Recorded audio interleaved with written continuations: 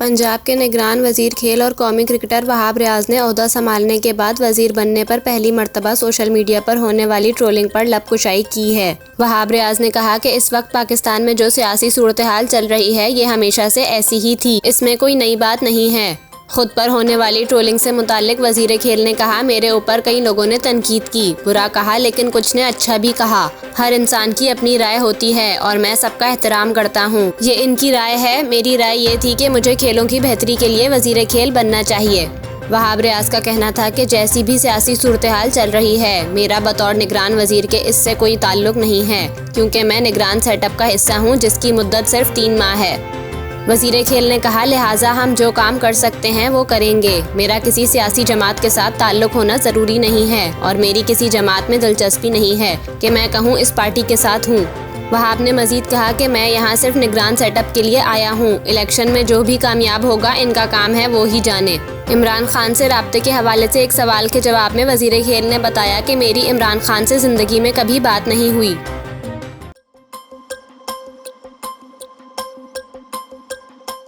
खैबर पख्तूनख्वा के महकमा ख़जाना के ज़राए का कहना है कि मुलाज़मीन को ईद से कबल तनख्वाहों और पेंशन की अदायगी के लिए ख़जाने में पैसे नहीं हैं। खैबर पख्तूनख्वा में सरकारी मुलाज़मीन को ईद से पहले तनख्वाहों और पेंशन की अदायगी के मामले पर निगरान काबीना के इजलास में आज फैसला किया जाएगा, जिसमें अप्रैल की तनख्वाहें और पेंशन मई में जारी करने की तजवीज़ दी जाएगी। ज़राए के मुताबिक मुलाज़मीन को तनख्वाहें और पेंशन देने के लिए ख़जाने में पैसा नहीं है। तनख्वाहें और पेंशन देने से सूबा डिफ़ॉल्ट कर जाएगा, जबकि सूबे को डिफ़ॉल्ट से बचाने के लिए हुकूमत को कर्ज लेना पड़ेगा। महकमा ख़जाना के ज़राए का कहना है कि सूबाई हुकूमत के पास 21% सूद पर कर्जा लेने का ऑप्शन है, जबकि तनख्वाहों और पेंशन की मद में 45 अरब रुपए देने पड़ेंगे। दस्तावेज़ के मुताबिक तनख्वाहें और पेंशन ईद से पहले देने से मुतालिक तजावीज़ भी तैयार कर ली गई हैं। ग्रेड 1 से 4 तक मुलाज़मीन की तनख्वाहें और पेंशन की अदायगी 13 अरब 70 करोड़ रुपए बनती है। ग्रेड 1 से 7 तक मुलाज़मीन को तनख्वाहें और पेंशन अदा करने के लिए 20 अरब रुपए अदा करना पड़ेंगे। ग्रेड 1 से 11 तक मुलाज़मीन को तनख्वाहें और पेंशन अदा की तो 22.5 अरब रुपए देने पड़ेंगे, जबकि ग्रेड 1 से 16 तक मुलाज़मीन को तनख्वाहें और पेंशन की अदायगी 38 अरब 70 करोड़ रुपए बनती है।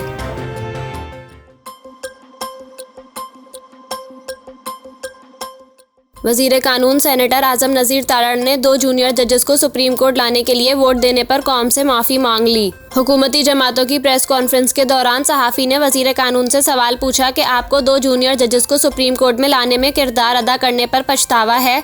वजीर कानून आजम नज़ीर तारड़ ने जवाब दिया कि हमारे मजहब में तौबा का हुक्म है। 2 जूनियर जजेस को सुप्रीम कोर्ट लाने के मामले पर अवाम के सामने माफ़ी मांगता हूँ। मेरे ज़ाती मौक़िफ़ के बावजूद हुकूमती मौक़िफ़ के ताबे मुझे वोट डालना पड़ा। आजम नज़ीर तारड़ का कहना था कि मैं कभी इस वोट के हक में नहीं था। मैं मानता हूं कि मैंने वोट दिया, मुझे वोट नहीं देना चाहिए था, मुझे उसूल के साथ खड़ा होना चाहिए था। मैं पूरी कौम से माजरत करता हूं। उन्होंने कहा कि वो वक्त खड़े होने का वक्त था, हुकूमत को भी खड़ा होना चाहिए था और मुझे इससे ज़्यादा खड़ा होना चाहिए था।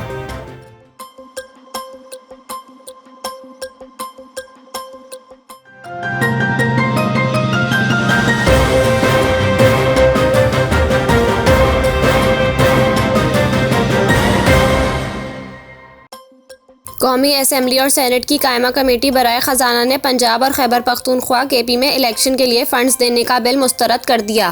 कौमी असम्बली की कायमा कमेटी ख़जाना का इजलास चेयरमैन कैसर अहमद शेख की ज़ेर सदारत हुआ। इजलास में कायमा कमेटी ख़जाना ने मनी बिल इत्तेफाक राय से मुस्तरद कर दिया। वज़ीर मुमलिकत ख़जाना आयशा गौस पाशा का कहना था कि पाकिस्तान IMF के सख्त प्रोग्राम में है, हमें फ़ंड की किल्लत और भारी खसारे का सामना है। हमारे पास मुख्तस बजट के अलावा इजाफी फ़ंड दस्तियाब नहीं है। इजाफी फंड फराहम किए तो ये IMF प्रोग्राम से तजावुज़ होगा। IMF के साथ तयशुदा खसारे तक महदूद रहना चाहते हैं। Secretary election commission Umar Hamid का कहना था कि सुप्रीम कोर्ट में 21 अरब की फंडिंग पर जवाब देना है। इलेक्शन के लिए बजट में सिर्फ 5 अरब रुपए जारी हुए। मेंबर कमेटी वर्जीज़ ताहिर का कहना था कि हम इलेक्शन कमीशन को इन हालात में पैसे नहीं दे सकते। सेक्रेटरी इलेक्शन कमीशन, आप सुन लें कि आपके लिए पैसे नहीं हैं। इलेक्शन एक वक्त में कराएं, वरना छोटे सूबों में एहसास महरूमी बढ़ेगा। सिर्फ पंजाब में इलेक्शन मुल्क और मईशत के लिए खतरा हैं। सुप्रीम कोर्ट के 8 जजेस को सिर्फ पंजाब के इलेक्शन की फिक्र है। सेनेट की कायमा कमेटी खजाना का इजलास सेनेटर दिलावर अब्बास की जेर सदारत हुआ। इजलास में पंजाब खैबर पख्तूनख्वा में इलेक्शन के लिए 21 अरब रुपए जारी करने के लिए मनी बिल पर गौर हुआ। वजीर मुमलिकत खजाना आयशा गौस पाशा का कहना था कि IMF से डील के मुताबिक फंड महदूद हैं। पाकिस्तान को माली मुश्किलात का सामना है, फंड देने की गुंजाइश नहीं। इजलास में बहस के बाद सेनेट की कायमा कमेटी ने भी इलेक्शन कमीशन को फंड देने का बिल कसरत राय से मुस्तरद कर दिया।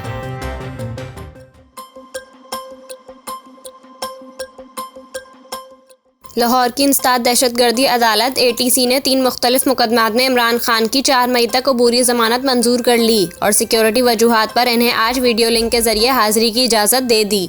इंसदाद दहशतगर्दी अदालत में इमरान खान के खिलाफ 3 मुख्तलिफ मुकदमात में अबूरी जमानत और वीडियो लिंक से हाजिरी की दरख्वास्त पर समाअत हुई। अदालती तलबी पर deputy prosecutor general Abdul Jabbar Dogar पेश हुए। अदालत ने इस्तफसार किया कि सुप्रीम कोर्ट का फैसला है कि हालात ऐसे हों तो वीडियो लिंक पर हाजिरी हो सकती है, आपको क्या एतराज़ है। डिप्टी प्रोसिक्यूटर जनरल ने कहा कि मुझे 10 से 15 मिनट दे दें, मैं अदालत की मुआवनत कर देता हूँ। सुप्रीम कोर्ट के फैसले के खिलाफ कोई हवाला मिला तो पेश करूँगा। अदालत ने डिप्टी प्रोसिक्यूटर जनरल से सवाल किया कि क्या खतरे का लेवल वही है जो इमरान खान के वकील बता रहे हैं। डिप्टी प्रोसिक्यूटर जनरल ने कहा कि पुलिस फाइल के मुताबिक इमरान खान को कोई खतरा नहीं। जज का कहना था कि आप तो कह रहे थे कि थ्रेट लेवल ऐसा नहीं जिसका दूसरे फरीक ने इजहार किया। इस पर प्रोसिक्यूटर ने कहा कि जी मेरे इल्म के मुताबिक ऐसा नहीं है। इमरान खान के वकील बैरिस्टर सलमान सफदर ने कहा कि हमारे पास पूरी मालूमात हैं, तारीख को दोहराने का मौका नहीं देना चाहते। बेनज़ीर भुट्टो का वाकया सामने है। जज का कहना था कि हमारे पास कत्ल के मुल्जिमान आते हैं, इनको इससे भी ज्यादा खतरात होते हैं। आपकी सिक्योरिटी ने तो मुबैना तौर पर लोकल पुलिस पर भी हाथ सीधे कर लिए थे। इमरान खान जिंदगी का हक एंजॉय करना चाहते हैं तो आज़ादाना फिरने के हक पर समझौता कर लें। वकील ने कहा कि इमरान खान को गोलियां लगी थीं। अदालत के इस्तफसार पर सरकारी वकील ने बताया कि इमरान खान का MLC बना तो है लेकिन ये वजीराबाद से बना होना चाहिए था। अदालत का कहना था कि शामिल तफ्तीश होने का मतलब ये नहीं कि एक बयान रिकॉर्ड करवा दिया तो ख़त्म। शामिल तफ्तीश होने का मतलब है कि जब पुलिस तलब करे पेश होना लाजिम है। अदालत ने इमरान खान की अबूरी जमानत और वीडियो लिंक हाजिरी की दरख्वास्त पर फैसला महफूज कर लिया। बाद अज़ां अदालत ने फैसला सुनाते हुए इमरान खान को आज की समाअत के लिए वीडियो लिंक से हाजिरी की इजाज़त दे दी। वकील इमरान खान ने इस्तदा की कि ईद के बाद की कोई तारीख दे दें। इस पर अदालत ने कहा कि बाकी मुल्जिमान के साथ की तारीख देंगे। अदालत ने इमरान खान और तहरीक इंसाफ के दीगर रहनुमाओं की अबूरी जमानत 4 मई तक मंजूर कर ली।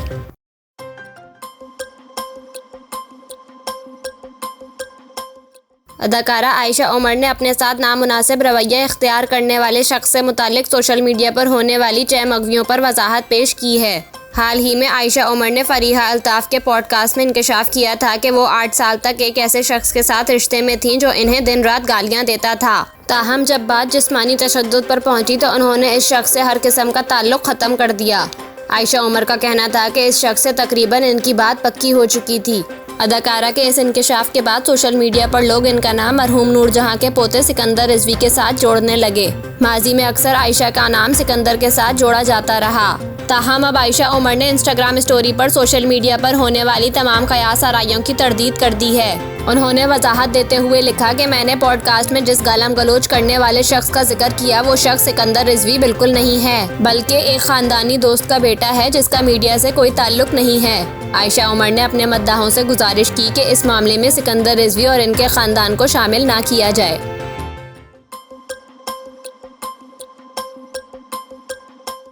हुकूमत में शामिल जमातों ने सुप्रीम कोर्ट प्रोसीजर बिल पर अदालत उज़्मा के 8 रुकनी बेंच के क़याम को मुस्तरद कर दिया। मुश्तरका आलमिये में कहा गया है कि हुक्मरान जमातों ने supreme court procedure and practice bill पर मुतनाज़े बेंच तश्कील देने का इक़दाम मुस्तरद करती हैं। आलमिये में कहा गया है कि इस नौयत का इक़दाम पाकिस्तान और अदालत की तारीख में इससे कबल पहले कभी देखने में नहीं आया। ये मुल्क की आला तरीन अदालत की साख ख़त्म करने, इंसाफ के आइनी अमल को बेमायने करने के मुतरादिफ है। मुश्तरका आलमी में मजीद कहा गया है कि सुप्रीम कोर्ट की तकसीम से हुकूमत में शामिल जमातों के मौक़िफ़ की फिर तायीद हुई। बलोचिस्तान और खैबर पख्तूनख्वा से कोई जज बेंच में शामिल ना करना भी अफसोसनाक है। हुक्मरान जमातें इस इक़दाम को पार्लियामान और इसके इख्तियार पर शब-ओ-खून करार देती हैं। इस इक़दाम की भरपूर मुज़ाहमत की जाएगी। हुक्मरान जमातों के आलमी में कहा गया है कि पार्लियामान का इख्तियार छीनने और इसके दस्तूरी दायरा कार में मदाखलत की कोशिश की मज़ाहमत की जाएगी। आइन पाकिस्तान की रोशनी में पार्लियामान के इख्तियार पर समझौता नहीं किया जाएगा। मुश्तरका आलमिया में कहा गया है कि मुतनाज़ बेंच की तश्कील से नियत और इरादे के अलावा आने वाले फैसले का भी वाज़े इजहार हो जाता है। बिल को समाअत के लिए मुकर्रर करने से नियत और इरादे के अलावा आने वाले फैसले का भी वाज़े इजहार हो रहा है।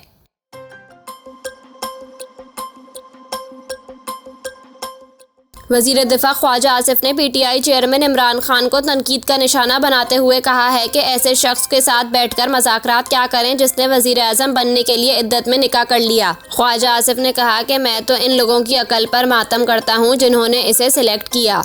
उन्होंने कहा कि इमरान खान एक इम्पोर्टेड आइटम है जिस पर ड्यूटी भी कोई नहीं। अमेरिका में साजिश इमरान खान के खिलाफ नहीं हुई बल्कि खुद इमरान खान इनका स्पॉन्सर्ड है। डोनाल्ड लो का नाम लेकर जो बयानिया बनाया गया वो धोखा देने के लिए था।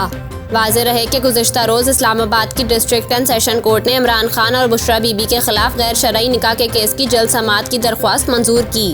बादअज़ां इमरान खान और इनकी अहलिया बुशरा बीबी के खिलाफ गैर शरई निकाह के केस में निकाह ख्वाह मुफ्ती सईद ने अपना बयान कलमबंद कराया।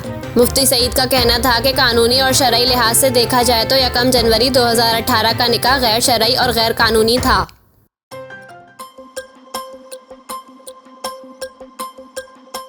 गुज़िश्ता दिनों भारत के खरबपति ताजर मुकेश अंबानी के छोटे बेटे आनंद अंबानी की सालगिरह की शानदार तकरीब दुबई में मुनाकिद हुई। आनंद अंबानी ने अपनी 28वीं सालगिरह मंगेतर राधिका मर्चेंट, अहले खाना और करीबी दोस्तों के हमरा दुबई में मनाई। तकरीब में मारूफ शख्सियात ने भी भरपूर शिरकत की। इसके अलावा भारतीय और पाकिस्तानी शोबे शख्सियात भी आनंद अंबानी की सालगिरह के जश्न का हिस्सा बने। आनंद अंबानी की सालगिरह में पाकिस्तानी गुलकार राहत फ़तेह अली खान और आतिफ असलम ने अपनी आवाज़ का जादू जगाया और शानदार परफॉर्मेंस से समा बांध दिया। आतिफ असलम और राहत फ़तेह अली खान की आनंद अंबानी की सालगिरह पर परफॉर्मेंस की वीडियो सोशल मीडिया पर भी वायरल हो रही है। तकरीब में दोनों पाकिस्तानी गुलकारों ने अपने यादगार गाने गाए। वाज़ेह रहे कि मुकेश अंबानी के छोटे बेटे आनंद अंबानी की गुज़िश्ता साल मारूफ भारतीय बिजनेसमैन वीरेन मर्चेंट की बेटी राधिका से मंगनी हुई थी और अब दोनों जल्द शादी के बंधन में बंधने वाले हैं।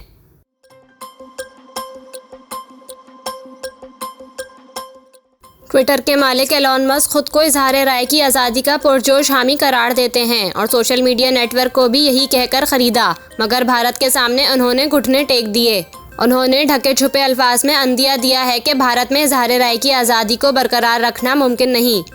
बरतानवी नशरियाती इदारे को दिए गए एक इंटरव्यू में एलॉन मस्क ने कहा कि भारत में सोशल मीडिया के हवाले से कवानीन बहुत सख्त हैं और कंपनी इनकी खिलाफ वर्जी नहीं कर सकती। इंटरव्यू में इनसे पूछा गया था कि भारत में ट्विटर की जानिब से गुजरात फसादात के हवाले से BBC की डॉक्यूमेंट्री को ब्लॉक क्यों किया गया। इसके जवाब में एलॉन मस्क ने कहा कि मैं इस सूरत हाल से आगाह नहीं, मैं नहीं जानता कि भारत में क्या हुआ, मगर ये मालूम है कि भारत में सोशल मीडिया के हवाले से कवानीन बहुत सख्त हैं और हम किसी मुल्क के कवानीन की खिलाफ वर्जी नहीं कर सकते। उन्होंने मजीद कहा कि अगर हमें कहा जाए कि अपने लोगों को जेल भेजने या कवानीन पर अमल दरामद में से किसका इंतखाब करेंगे तो हम कवानीन पर अमल दरामद को तरजीह देंगे। ट्विटर ने मुत्तहिद बार भारतीय हुकूमत के अहकामात के सामने सर झुकाया है। खास तौर पर एलॉन मस्क की मलकियत में जाने के बाद से मवाद हटाने की दरख्वास्तों पर कोई मज़ाहमत नहीं की जाती। भारत के 2021 के IT कवानीन के तहत अगर कोई कंपनी हुकूमती अहकामात पर अमल दरामद से इनकार करती है तो इसके सोशल मीडिया प्लेटफॉर्म पर शेयर किए जाने वाले मवाद को हासिल कानूनी इस्तिस्ना बरकरार नहीं रहेगा। भारतीय कवानीन की खिलाफ वर्जी पर कंपनी के अहदेदारान को फौजदारी मुकदमात और जेल की सज़ा का सामना हो सकता है।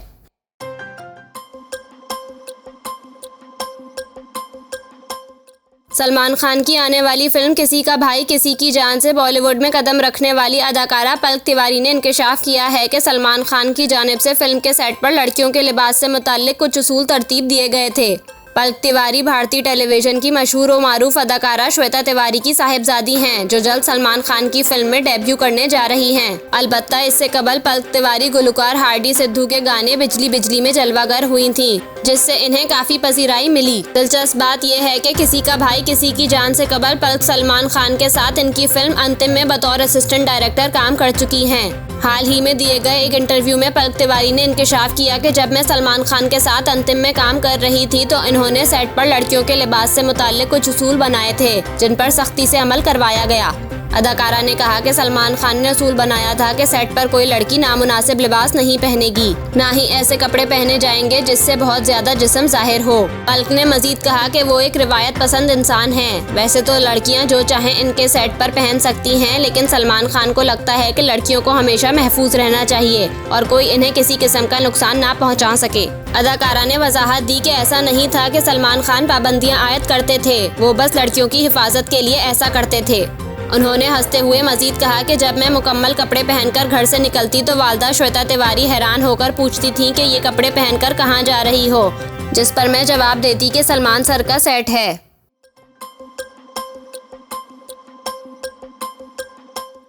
बरतानिया से ताल्लुक़ रखने वाली खातून की 90% ज़बान काट दी गई, जिसके बावजूद हैरानकुन तौर पर वो बात कर सकती हैं। गैर मुल्की मीडिया के मुताबिक शोबा तिब में इस नए तरीक़े इलाज ने हर सुनने और देखने वाले को दंग कर दिया है। 37 साला गेमा वैक्स की ज़बान स्टेज 4 कैंसर के बायस ऑपरेशन करके 90% काट दी गई थी। ताहम अब डॉक्टरों ने इन्हीं खातून के जिस्म के एक हिस्से से इनकी ज़बान वापस लौटा दी। अपनी हालत से मुताल्लिक गेमा वैक्स ने बताया कि मेरी ज़बान की एक तरफ सफ़ेद रंग का धब्बा पड़ जाने के बायस मुझे 6 साल से मामूली तकलीफ थी, लेकिन रवां बरस फरवरी में मेरी ज़बान में एक बड़ा सुराख हो गया जो बहुत तकलीफदा था और इसकी वजह से मैं खाना भी नहीं खा सकती थी। गेमा के मुताबिक डॉक्टर के पास जाने पर पता चला कि मुझे मुंह और गर्दन में स्टेज 4 का कैंसर है, जिसके फौरी बाद मेरे ऑपरेशन का फैसला किया गया। डॉक्टरों ने कहा कि आपकी ज़बान का ज़्यादातर हिस्सा काट दिया जाएगा, जिससे आप ज़िंदगी भर बोलने से महरूम हो जाएंगी। गैर मुल्की मीडिया के मुताबिक ऑपरेशन के दौरान डॉक्टरों ने खातून के बाजू से टिश्यू क्राफ्ट्स का इस्तेमाल करते हुए इनकी ज़बान को दोबारा बनाया। खातून ने ऑपरेशन से पहले डॉक्टरों की पेशगोई को इस वक्त गलत साबित कर दिया जब इसके मंगेतर और बेटी इनसे ऑपरेशन के बाद मिलने आए और खातून ने इनसे कुछ जुमले कहे। गेमा ने मजीद कहा कि ऑपरेशन के फौरी बाद मुझसे बिल्कुल भी बात नहीं की जा रही थी और डॉक्टर ये समझ रहे थे कि अब हमेशा ऐसे ही रहेगा, लेकिन ऐसा नहीं हुआ।